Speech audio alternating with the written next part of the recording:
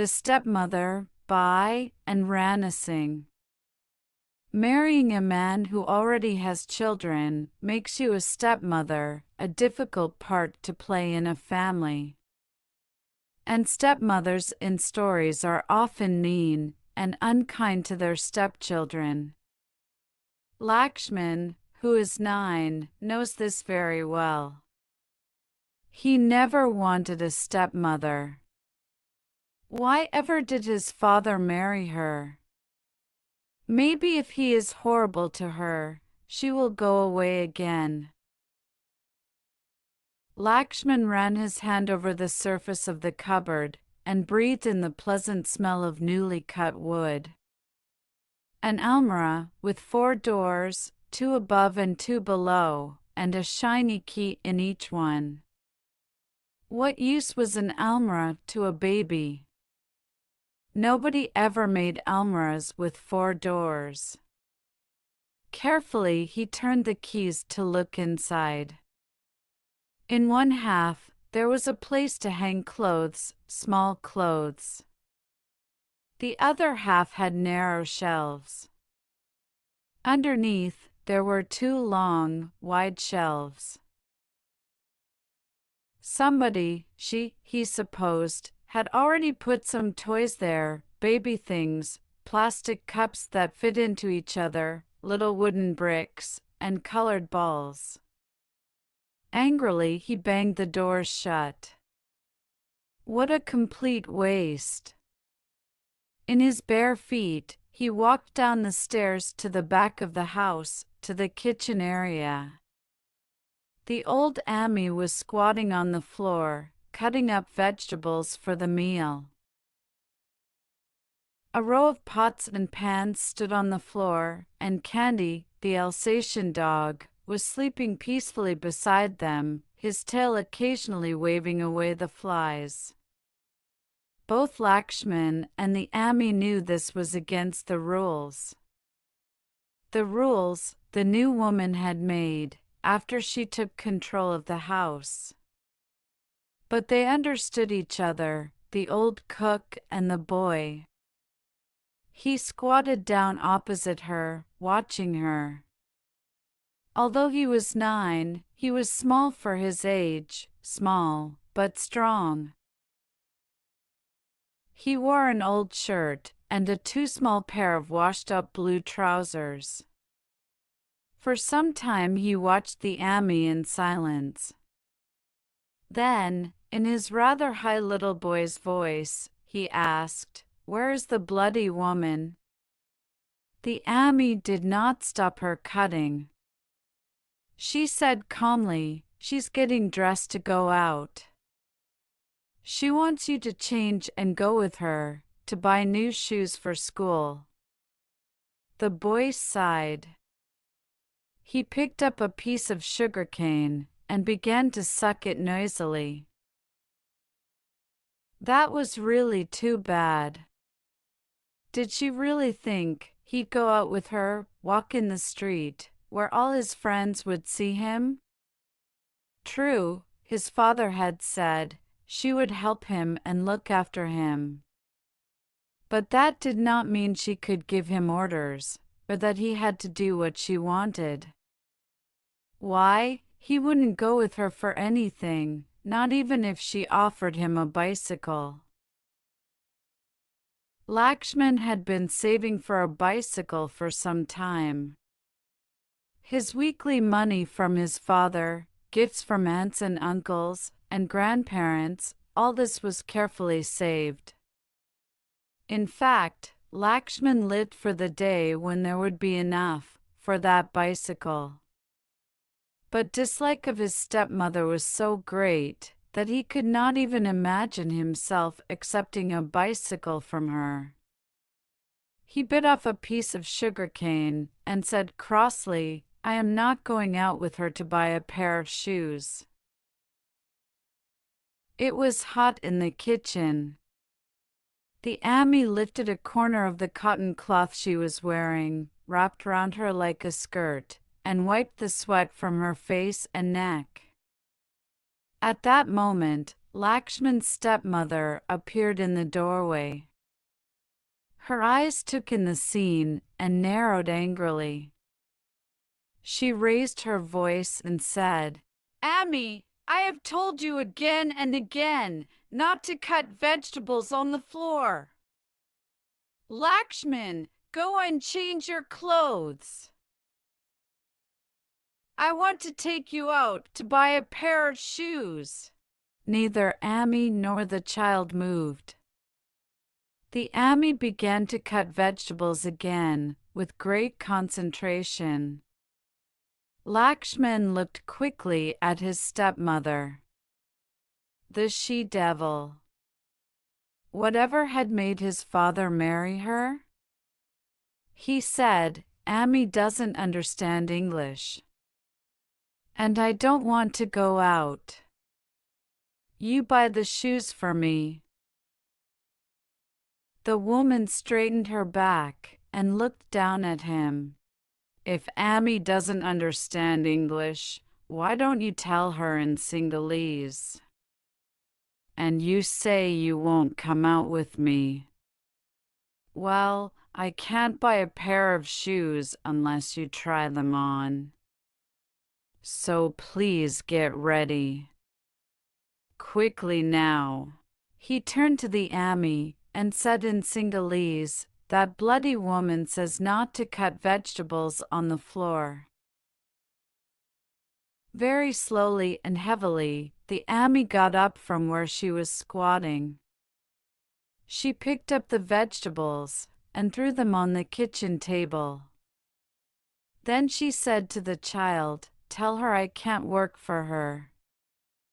Also, I am not well. I have to go home." Lakshman repeated in English exactly what the old cook had said. The tall one looked from the child to the old woman a little helplessly, then shrugged her shoulders. "If she is not feeling well, she must go home and get better. Meanwhile, you get ready. I am waiting." He stepped right in front of his stepmother. He had to bend his head far back in order to see her face. He collected the spit in his mouth, then walked slowly and deliberately to the corner of the kitchen where there was a space for washing vegetables, and spat. Spitting was the best way to drive away evil things. Then he said, "But I told you. I am not coming." She took a deep breath. "All right. If you are not coming, I am not buying the shoes." She turned and walked towards the front door. Lakshman ran after her and shouted, so that it echoed down the road, "If you don't buy those shoes, I'll tell all the neighbors and relations. What a mean, hateful, horrible stepmother you are." She didn't even turn her head. All she said was, "You tell them whatever you like, Lakshman. But if you want a pair of shoes, you've got to come and try them on. Or else, no shoes." He watched her drive off. He was very angry, not because he needed the shoes so badly, but because he felt she had won this particular argument. He could hear the men servants talking and laughing loudly in the kitchen with the Ami, who was packing her things. They were talking about his stepmother. And suddenly a cold fury rose in him. Why had she come here and upset things when everything was running so smoothly before? And now the Ami was leaving. Upstairs, the baby began to cry. That was another thing, her baby. All that fuss and bother about him. You would think nobody had ever had a baby before. And all that nonsense about keeping him clean and not touching him with dirty fingers, and almirahs. Almirahs were bought for brides when they got married, to take to their new husband's house, to keep their saris and jewelry safe. And then he had an idea. Thoughtfully, he climbed back up the stairs. There stood the almirah, with its smell of new wood. Without hesitating, he opened the two bottom doors, which he could easily reach, because they were at his height. He took hold of one door, and forced it back further and further, until the wood broke and the door fell to the ground, with a loud crash. The second door soon followed the first. To reach the upper two doors, he got a chair and climbed on it. It was more difficult this time, but he pushed as hard as he could until the third door landed on the ground, with an even bigger crash. He waited for a moment to see whether anyone would come to investigate, but he wasn't really worried. The servants, couldn't stop him. Wasn't he the young master? Anyway, they wouldn't want to stop him. Not at all. They'd be delighted with the trouble he was causing the new woman. He smiled nastily. Wouldn't she be wild? He imagined her return. This time she'd really get mad. She'd hit him and scream at him, and then his father would get rid of her, once and for all. With this happy thought, he turned back to the almirah, and finally managed to break the fourth door off. Carefully he replaced the chair, and left the broken doors where they had fallen. Then he decided to play a game in his room. There would be enough time to hide when he heard the car. She was coming up the stairs. Lakshman was lying flat on the floor of his room, looking through the narrow space under his door. He could hear the changing sound of her footsteps as she came higher and higher, and he held his breath when she finally stopped. She stopped for quite some time. Then she called, not him, but the servant. She asked, "Who has done this, Sampal?" Sampal, who had not seen the broken almirah before, gasped and said, "I don't know." There was another pause, and she said something Lakshman couldn't hear. Then she went into her bedroom. That was too much for Lakshman. After all his hard work, he jumped up from the floor, ran through the doors, and burst into her room without knocking. She was standing by the mirror examining her face, and his eyes met hers in the mirror. He screamed, You want to know who did it? Well, I did. I did it. His face was red under the brown skin, and his eyes very black, shining with the light of battle. His arms hung by his sides, his hands tightly closed. She turned slowly. You did it, Lakshman? You? She looked down at him from her great height. Her fingers were playing with the household keys she was holding. That's really too bad, Lakshman. Breaking the baby's cupboard. We had to pay a lot of money for it. He almost laughed. The stupid woman. What was the point in breaking something cheap? He waited for her fury to break, preparing himself for the punishment, looking forward to it almost with pleasure. But it didn't come. She just stood there and looked at him calmly. Then she said, "That's really too bad, Lakshman. I thought you were a sensible sort of boy."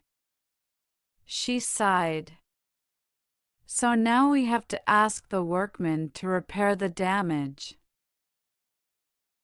Quite an unnecessary bother and cost." She walked towards the baby's room. Lakshman had a terrible feeling of disappointment, worse than he had ever experienced before. Wildly he ran after her and asked urgently, "But aren't you going to punish me?" "Punish you?" She appeared surprised. "Punish you?" "Oh, no. There's no point in that. Because that's what you want, isn't it?" She looked him straight in the eye. "No, Lakshman. I am not going to punish you." Only, she hesitated for a moment. "About the repairs. You are going to pay for them, Lakshman. Out of your bicycle money. That's fair, don't you think?" She opened the door of the baby's room, walked through, and firmly shut it behind her. Lakshman stared at the closed door. The sun was shining outside, and little gold bits of dust were dancing in the sunlight. The blood had left his face, and he stood there, wide-eyed and silent. Then he walked out of her room, past the 4 broken almirah doors on the floor, and down the stairs. His head was bent as he went slowly down, his old shirt hanging out over the 2 small blue trousers.